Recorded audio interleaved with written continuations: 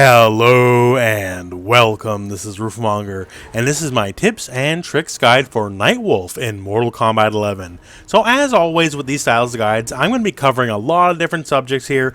In this video, going over the basic move set to, knockdown setups, pressure, and everything in between, right? So there'll be timestamps in the video description if you want to skip around. And let's start at the start here, and let's just go over his basic move set. So now let's go over the basic special moves before we get into the variation-specific stuff that gets added. And first and foremost here is the Spirit Arrow, and it's a pretty basic projectile. The projectile itself is very fast, although it has a little bit of startup, but in the end, just overall makes it kind of average. It is high, as you can see here, so it is totally duckable. And a few things about this. One, you are allowed to hold this. So I'm just holding the button here. You will let go of it eventually. Let's see, I'm holding, and then he just does it in the end. But yeah, you can hold it and delay it just a little bit just to mess with people. You can also cancel out of it. Now, the canceling out of it does take one defensive bar. All you have to do is hold it, then hit down, down. And just before you ask, there's no real, do your string, cancel out for plus frames. That doesn't really work. You're always going to be more negative in the end if you did that, so just get it out of your head. I know it sucks, but that's the first thing I tried with every single string, and it doesn't really work that way. And, of course, you can spend a bar to enhance it, and the enhancement's where it gets really kind of useful here, especially full screen. So the second hit of the enhancement of the three arrows is a mid. Now, the one thing to note here, if you look at the arrows, the mid, the second arrow, actually does travel slightly downwards in an arc. So if the enemy was to duck here, as you can see here, it will smack him in the noggin. If it smacks him in the noggin, it'll make him stand up and take the second arrow, right? Now, one thing to note, even though it is a mid, it ain't going to work up close, as you can see here. It's only because the mid arrow travels downwards, it can hit a crouching foe from further away. But the closer you are, the less likely that mid is going to hit. So just so you know. But in the end, serviceable projectile. It's there just to, toss out every now and then. You're not really going to build a big game plan about it. Unless you are fighting someone with, a worse projectile. So, say if you're, fighting a Shao Kahn or something. A couple of his pretty above average backdash. You can actually kind of zone out characters with just extra bad projectile games. As long as you have the space to do so. But overall, it's just there. It works. But it is nothing special in the end. Our next special move is the Reflector, and if you never saw it, it'll be at the end of this video. I have a whole guide just showing everything it can reflect, and it's kind of self-explanatory. He reflects stuff, so it's just down, back one, and you can hold it to keep the move up longer than normal, and as you can see here, just a basic projectile. You can send it back on its way here. It's really cut and dry. It reflects stuff. Now, it doesn't reflect stuff on frame 1 or nothing, just so you know. So, if you wait the last possible second to reflect a projectile and go for it, you're going to get smacked in the face and get counter hit, right? You can't be too slow about it. But other than that, it's a real matchup dependent thing, like a character against Cetrion. That's the kind of thing that's going to ruin her day, because you can reflect pretty much everything that's really important, like a boulder, right? A big part of Cetrion's game plan is toss the boulder, and then you either have to, kind of guess the mix-up of which one it's going to be, and obviously it does a lot of damage, very plus on block, and all that kind of fun stuff, and you say, no, you can have the boulder back at you, right? But some other characters, it's not going to matter as much. Like, against Sub-Zero, so much of his stuff cannot be reflected to the point where you might as well not bother, and just, it's going to be matchup dependent in the end. But the matches it matters, hey, it matters, and the matches it doesn't, hey, well, it kind of doesn't. The Rhino Charge, very signature move for Nightwolf. I just call it the shoulder, and he gives you a good old smack. Very fast startup for what it is here, 12 frames. And obviously, say if I were to charge you from this far away here, that doesn't happen in 12 frames. There's some travel time, each frame moves forward. But still, he can punish a lot of things. A lot of characters cannot, just by blocking at the right distance and then shadow charging it right away, when a lot of other characters got to sit on their thumbs and just accept they blocked it, and that's all there is to it, right? Now, it is enhanceable here. The enhance here is an overhead, just so you know, and there's also a Krushing Blow, and we'll talk about that in the Krushing Blow section. But yeah, overall, it's just a fantastic move. It's going to be your combo ender most of the time, just because, it's 8%, right? It's a good chunk of damage in a single move. And also, every time you do it, no matter what the combo is, you're going to have a very healthy amount of hit advantage. No matter what the combo, like, say, let's basic example like this.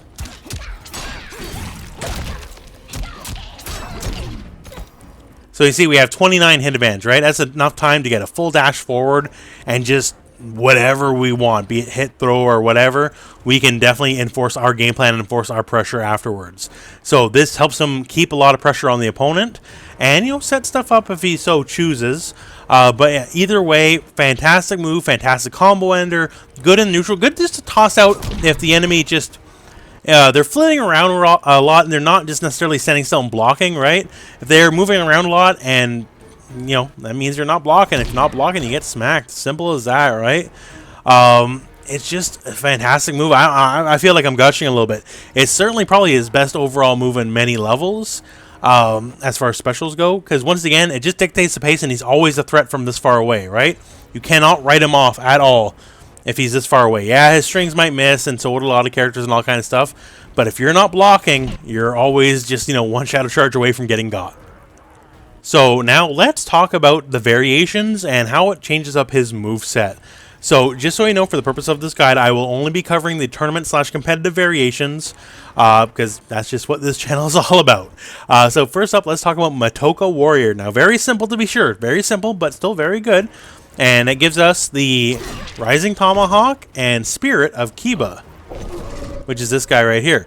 So Rising Tomahawk is, by itself without enhancing, it's about as basic as a special move gets. And keep in mind here, it only does 7%.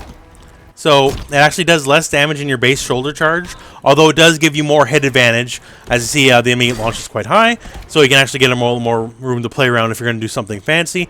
But the big deal here is the enhanced version, as it's your combo starter, and get all your combo stuff from that. Now, one little thing to note here, you can actually delay it a little bit, so you can go for it and then delay it afterwards. And against certain characters in the corner, you're gonna have to. Larger characters, so not necessarily Devora, which we're using to beat up right now, but like a Garrus or Shao Kahn or something like that. If you do this as fast as possible, you will actually miss.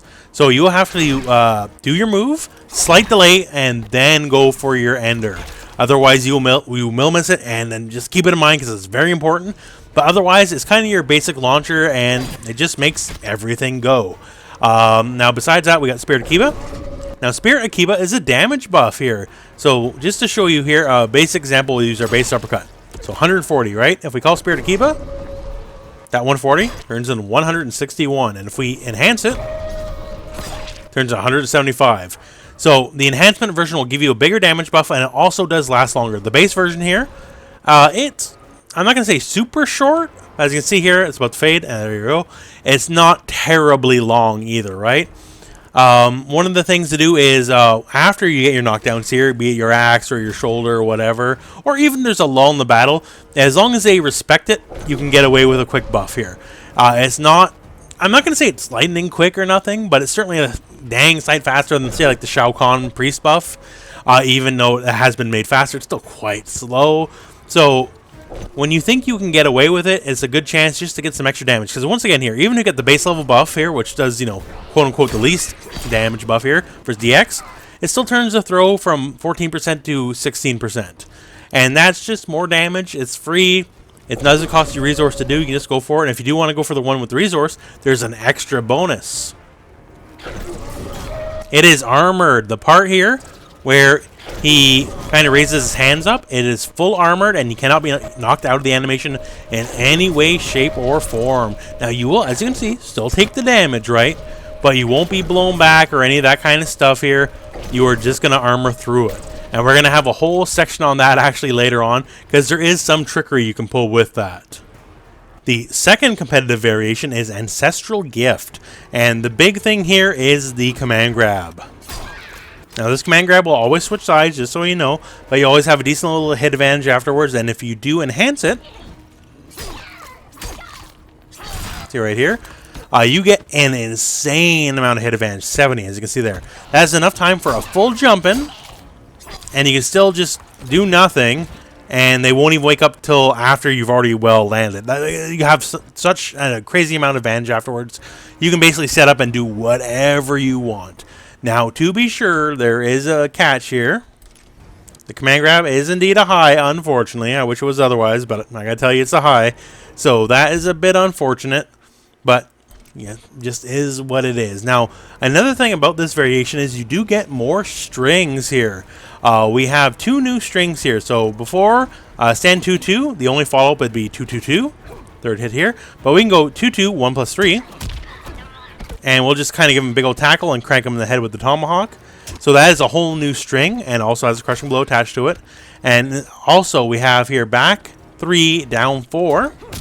So before, the only follow-up would be another down 4 for the sweep, but we can also hit 1+3 and grab him in the leg and just viciously crank on him, as you see here.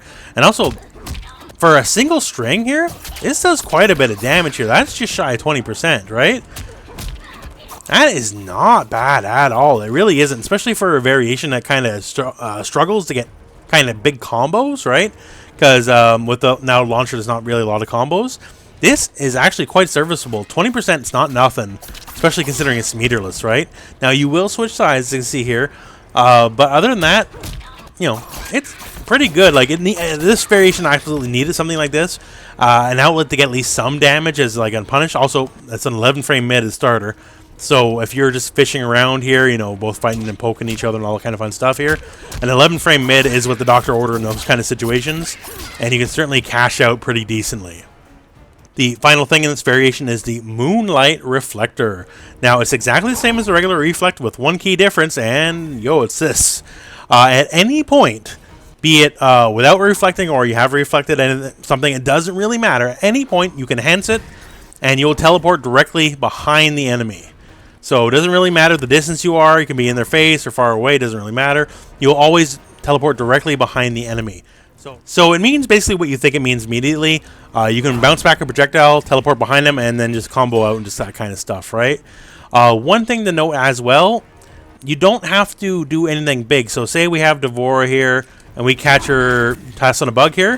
We can just teleport behind her. We don't have to sit and wait for the reflect. We can just go behind her and attack and pressure her right away, right? So it is also very fantastic in that situation. Very handy move, to say the least. Now, Nightwolf is not hurting for Crushing Blows. He's got quite a few. So we're in the Matoka Warrior variation, which has less Crushing Blows. But we still got quite a few to work with. Obviously, he has the down 2, which is universal, so I'm not going to go over that. But first and foremost, he does have a Crushing Blow off forward and back throw, which is kind of a big deal. Throw Crushing Blows, generally speaking, are some of the ones that are most easily achieved, once again, because it's just if you miss a tech. And due to how a lot of his pressure works, and we'll cover that more later in the video, you're going to be more likely to get a throw than, let's say, the average character, especially up close and even in the scramble situation, right? Because there's ways to make them scared of hitting buttons. So for him to have it on both forward and back throw is a godsend. Now we have 3-1-2, and 3-1-2 is going to get its own section as well, because it's one of his best strings, to be sure. But if the final hit, which is a true overhead, hits and is the only part of the string to hit, either you whiff the first 2 hits or the first 2 hits are blocked and the third one connects, it will cause a pop-up Crushing Blow from which you can easily combo from. So on and so forth. Very useful, very realistic to hit in the match. It's probably going to be the one you get the most overall out of all the Crushing Blows. Now, he also has it off the Rhino Charge. And the Rhino Charge one is only if the overhead part, that is enhanced, obviously, connects by itself. So, just so you know, I see a lot of people doing this, and this is very fake, so don't do it. Doing something like this doesn't work. And yes, you can delay it and all that kind of stuff, because even at the fastest possible timing, you can still get jabbed out of it. You can still get hit out of it. So if they block the shoulder, all they have to do is attack right away, and if you're going for the hop, you're still going to get knocked out of it, even at fastest possible timing. The real use for this is for characters with odd projectiles or just odd movement. When they're trying to do something here, like say Garrus misses a sand trap. When Garrus misses a sand trap, you charge in and immediately enhance, and before he'll recover in time to block, then you'll hit him.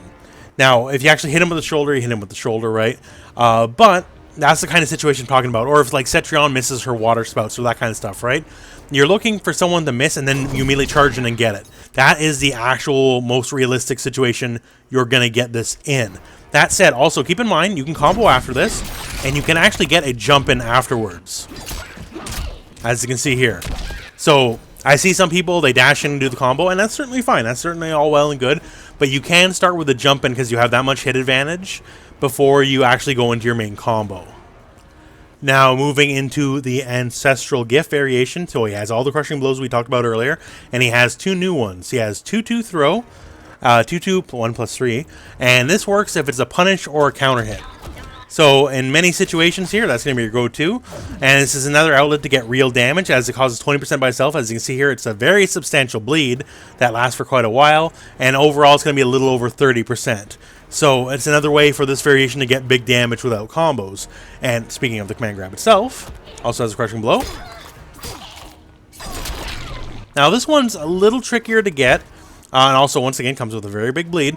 This has to be done as a reversal punish. So you have to do something that's punishable to begin with, and in reversal timing, meaning you kind of pre-buffer it before it actually comes out. So it comes out on frame 1. With reversal timing, as long as it is the punish, then you'll get the Crushing Blow. This one I would suggest, I am using Easy Crushing Blow right now just to show you guys. I would suggest set up a dummy, do something unsafe like say Sub-Zero Slide or something like that, and then practice it, as it can be tricky, and I don't know, you never want to be in a situation where you got it and then because you're not practiced you kind of missed it. So just practice. But otherwise, so yeah, say in this variation you have the down 2 Crushing Blow, you have forward throw, you have back throw, you have 3-1-2, you have your Rhino Charge, you have 2-2, 1+3, and you have a command grab. That's a lot of Crushing Blows for one variation to have, right? So even though it's not a big combo heavy one, he can certainly has the outlets to get the damage in. So now let's talk some of his more notable normals and strings here. And first up, I do want to mention stand 1-1-1 and 1-1-2. So the big deal here is, well, obviously they are both 3 hitting moves here, and you are allowed to semi-hit confirm it. And first up here before the enders, let's just talk 1-1. So 1-1 is high mid, as you can see here. So sort of like Cassie Cage, although his is a little bit slower to be sure. But sort of like Cassie Cage's, you can just go like this, and if they, you know, duck the first hit or whatever, and they're trying to poke you out, the second hit can still smack them clean in the face because it is a mid, right? So it is a high string, yes, but it's a high string that kind of resolves this issue very quick, as the second hit is a mid and can easily stuff someone crouching. Now, as for the enders, so 1-1-1 is safe. As you can see here, it's -6, so it's totally safe on block, and creates a little bit of pushback, not a lot, a little bit of pushback. And if I go for 1-1-2, creates a lot of pushback, and I am +1. And also, just so you know, it puts you right in range of forward 1. Now, here's the thing. So what you want to do, and the timing's a little strict, and you're going to have to practice because it's not the easiest in the world, I'm not going to lie to you. But you want to be able to hit confirm between the 2 here. So if you go 1-1 and gets blocked, then you want to go 1-1-2. And if he gets a hit, then you go to 1-1-1, and then you can go for like whatever combo, right? That's generally the gist of it. Of course, you know, you can stagger and just like 1 throw or just 1-1, that kind of stuff. Now, just so you know here, 1-1-2 is the ideal situation if they block, as it creates a lot of pushback and creates a plus situation where you can also just kind of smack them with forward 1. But there is a gap there. It's flawless blockable. Also, characters with faster normals can't exactly, they can poke out of it. So if I do this here, and Evora, if she was so inclined, she can actually just stand 1 me out of it. However, if she was to do the same thing here, and I did 1-1-1, she would get herself smacked for the trouble. So that kind of creates its own little game there, because once again, stand 1-1-1 is totally safe.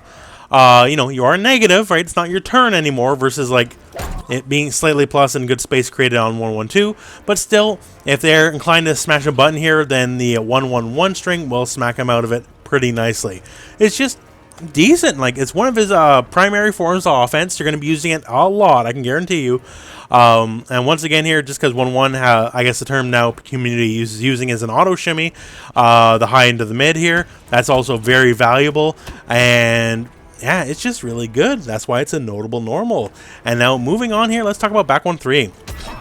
So back 1-3 is not a terribly fast mid here. Back 1, it's a 17 frame mid. But we do have mid into low here, so it does have to be blocked low. And that itself is -5. And we also have a finisher here, back 1-3-2.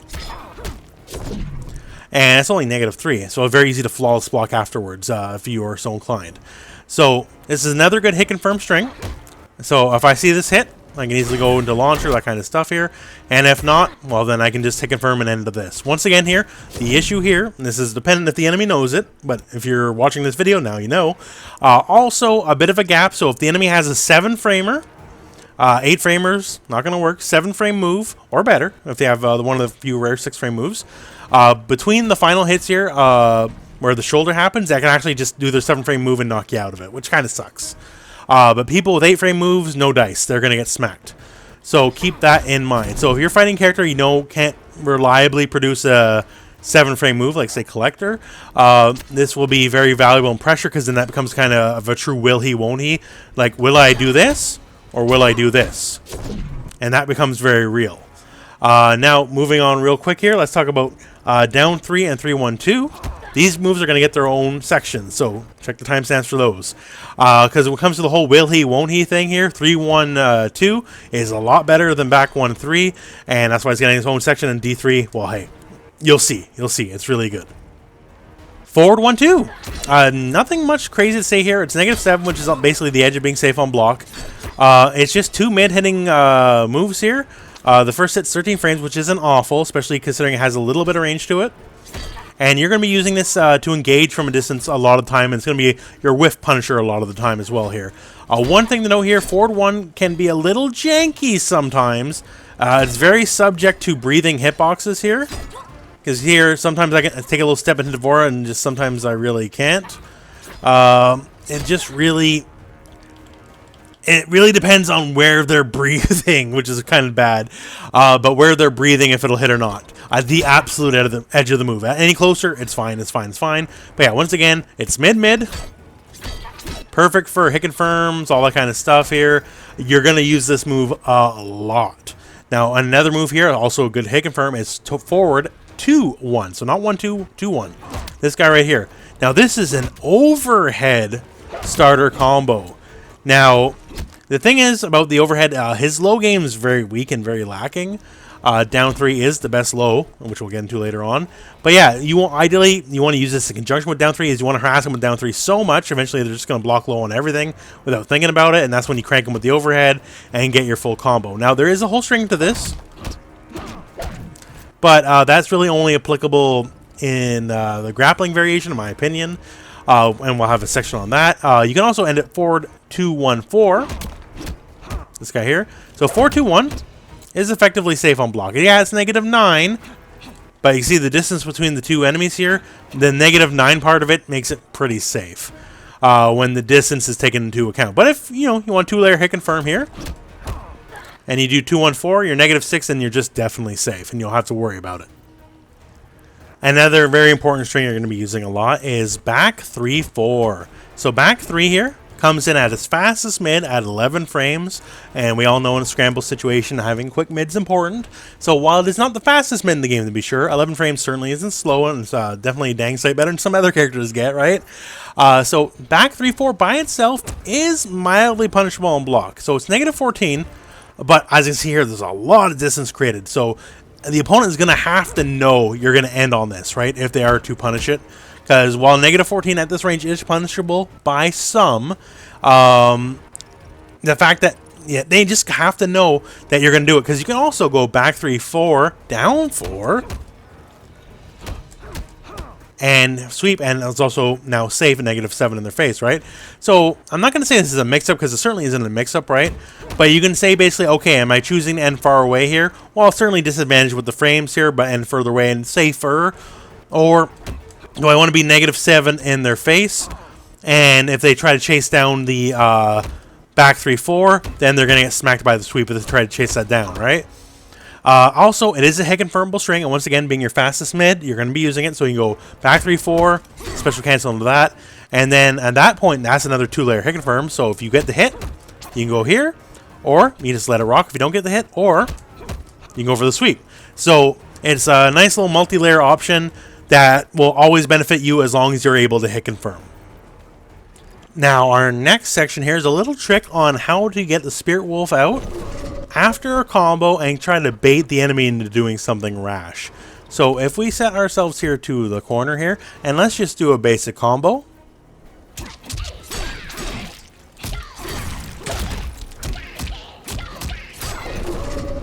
And we call the wolf.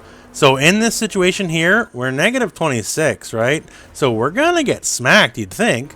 But what we can do in this situation here is then EX the wolf, which gives us armor, And then if they try to go for a wake up 3 or up 2, we're going to armor through it and we can punish them.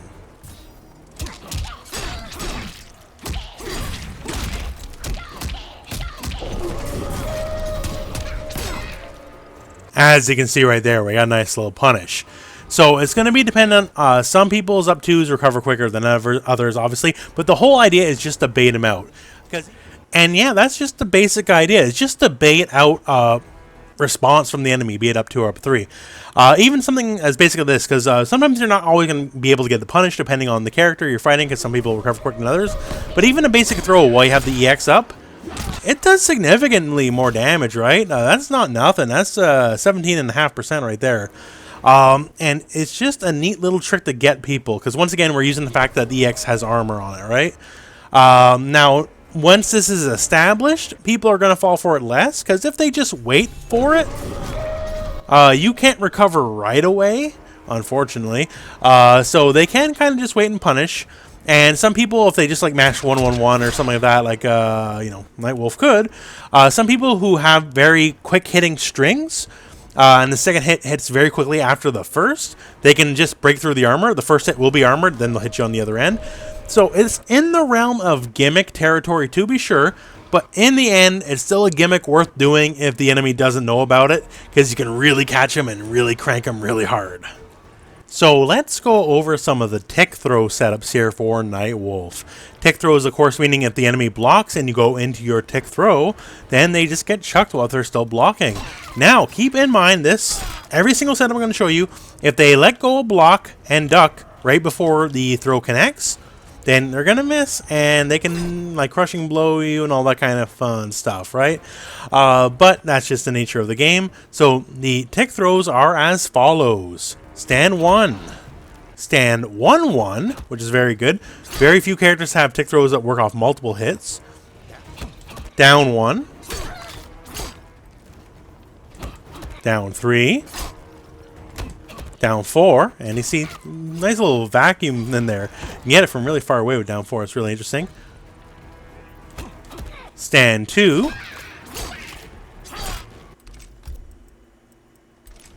And this is a very important one here.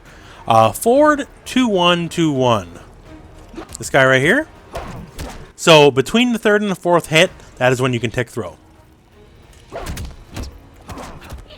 As you see here, you block 3 consecutive hits, tick throw still works. So that in itself is a little bit of a mix-up, as if the enemy is so inclined, you know, to let go, block, all that kind of stuff. One, the final hit itself is a mid, so you can't really duck it. Or you can just go for a shadow charge, which is more damage. So right here, if they try to let go and block, you know, and duck or try to jump or whatever, shadow charge will smack them out. So it's a little bit of a 50-50 right there. Between the tick throw and a potential shadow charge or just letting the string end. And that is the tick throws for Nightwolf. So I do want to talk about his forward throw. Obviously, just like everybody else, he's got 2 throws. He's got a back throw and he's got a forward throw, right? But what the back throw doesn't do that the forward throw does is leave you right on top of them. So the back throw here, let's see the distance graded is, we have 19 frames of hit advantage. And if we were to do the forward throw, bonk. Forward throw, still 19, but we're a heck of a lot closer. And that leads to a lot of fun pressure situations. So it can be something as literally as basic as this. Just walk forward and throw them again. And you can just loop that forever until they wisen up some way, somehow, right?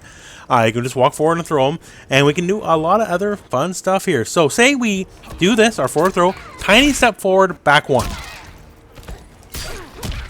That will stuff everything they try to do. So here, we'll just set them to try to wake up 2 here.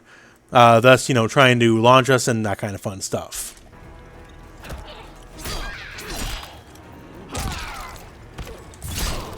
Doesn't work. We beat it. We stuff it clean as day.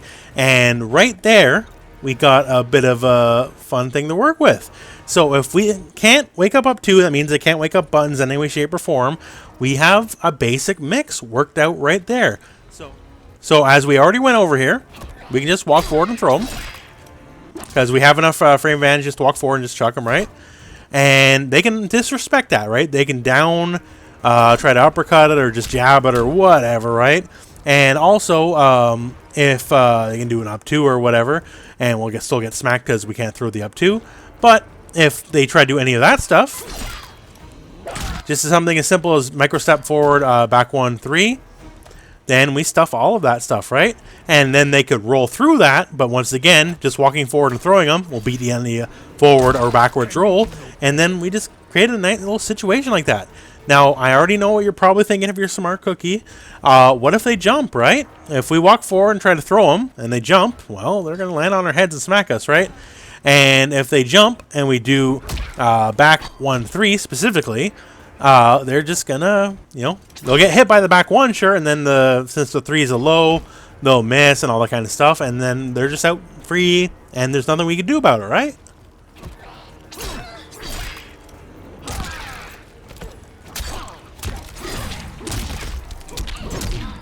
So there you go. We can also just do back 1 by itself, and if they do try to jump, then we can convert with a down 1 into an axe launcher and just go from there. Now, obviously, it's a little bit of a multi-level thing, but say if the back 1 hit by itself, we still have frame advantage, we can still keep going, and it's obviously precluded on knowing what the enemy's going to do. So by itself, just off regular forward throw, we already have a strong mix of just, hit or throw, right? And you got to respect both, because the beginning of it looks exactly the same anyways, because we just take a step forward and we go back 1, or we take a step forward and we throw you, and that's all there is to it, right? But once we start adding jumps into it, well, then it becomes kind of a 3-way thing, obviously, but still, what I'm trying to say is, in the end, pressure off forward throw is really, really, really good for Nightwolf. Alright, so now let's talk about down 3. This guy right here.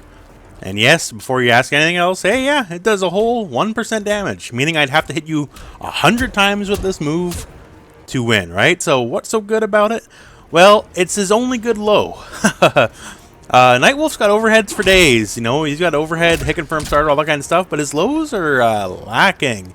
He's got D3, he's got down 4, and his down 4 is one of the worst down 4s in the game, oh my lord.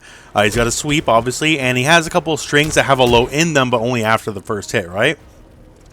So this is his best low, it's his fastest low, it comes in at 8 frames here.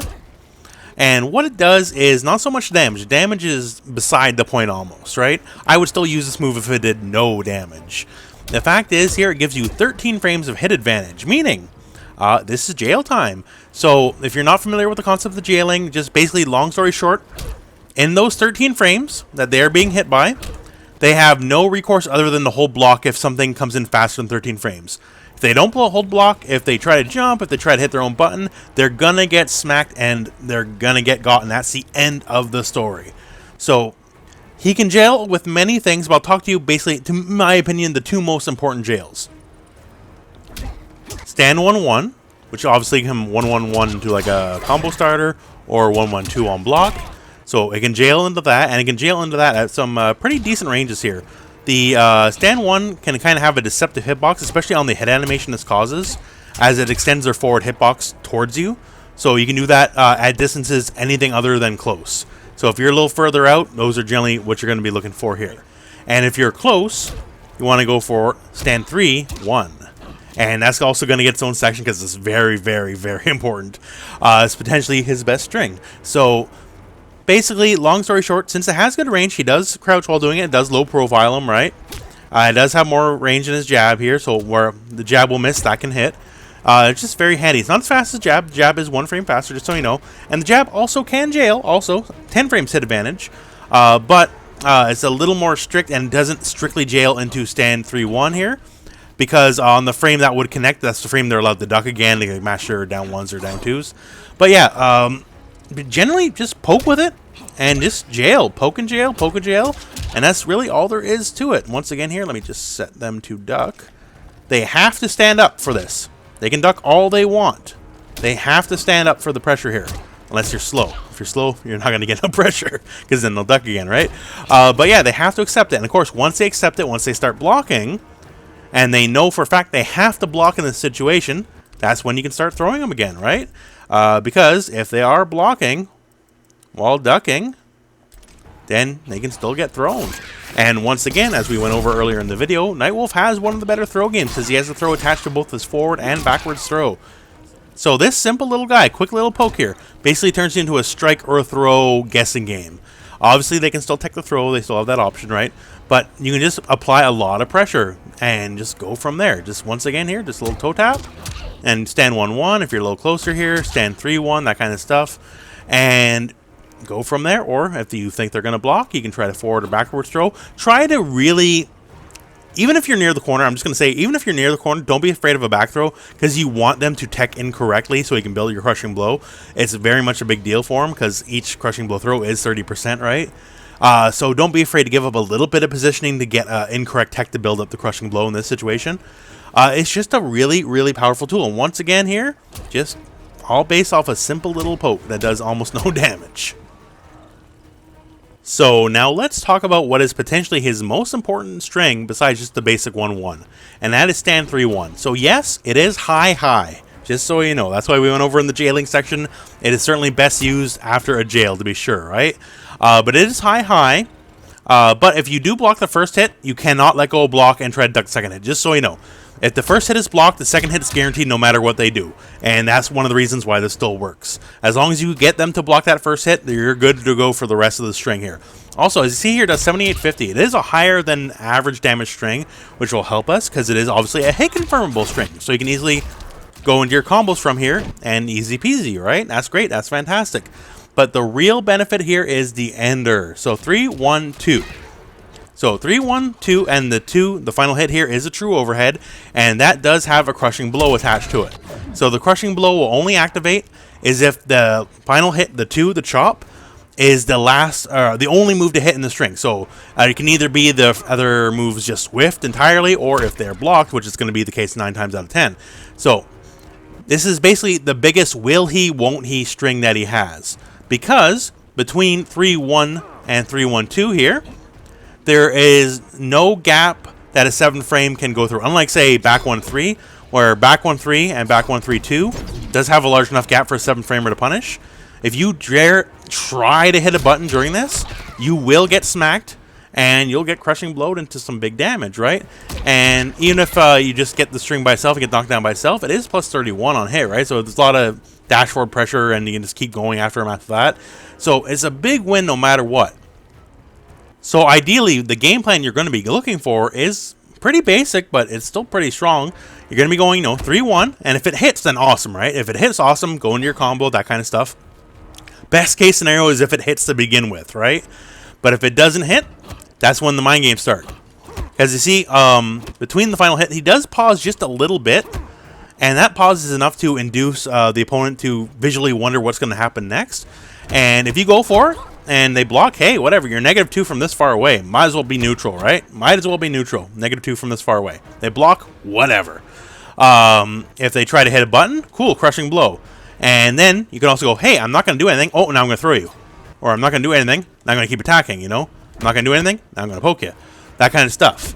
You can steal turn after turn after turn because of the threat of the overhead. And of course, yes, there is a gap, as we mentioned, and you can flawless block through that gap. Absolutely, 100%. But if you're trying to flawless block through the gap, because it is an overhead, it means you have to try to flawless block it standing. That means, cool, I'm going to throw you, right? If you're attempting to flawless block it at all, that just means you're free to the throw for the most part. It's just a fantastic tool. You do have to learn how to hit confirm, right? If you get your hit and you don't take your damage, right? Or if you get your hit and this was your damage, which is significantly less than the combo, that's unfortunate, right? You want to max out your damage, but it's basic building block. How you get to it, once again, you can jail to it, or you just make sure they block and just not mashing down one and all that kind of stuff, right? But however you get to it, right here, stand 3-1, this is the building block of great things.